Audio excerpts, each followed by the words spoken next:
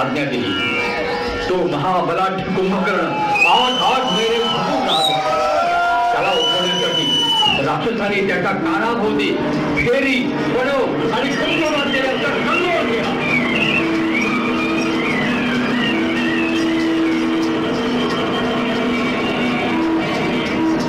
अंगावरून हत्ती गेले तरी शरीरावरचे केवळ रोमांच हल्ल्याचा त्याला भास होईल इतका तो कुंभकर्ण भयंकर आकाराचा होता.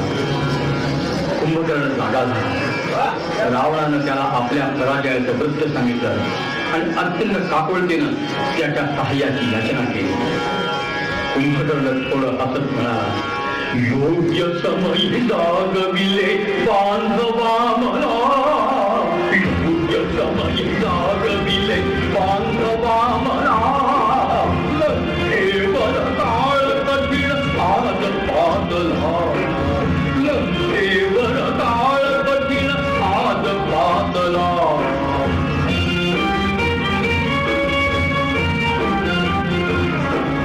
पाप्या प्रति आत्मघात दुष्कर्म्या नरकपात, पाप्या प्रति आत्मघात दुष्कर्म्या नरकपात, अटळ की जो नियतीने नियम योगिला, लंकेवर काळ कठीण आज पातला.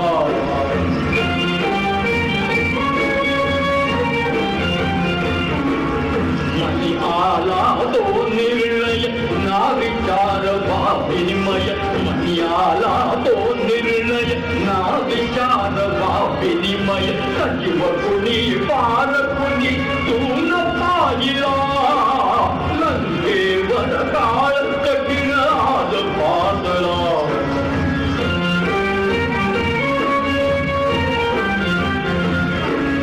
उपदेशा हान समय लंकेशा होय अभय, उपदेशा हान समय लंकेशा होय अभय, कर्तव्या कुंभकर्ण नाही विसरला, लंकेवर काळ कठीण आज पातला.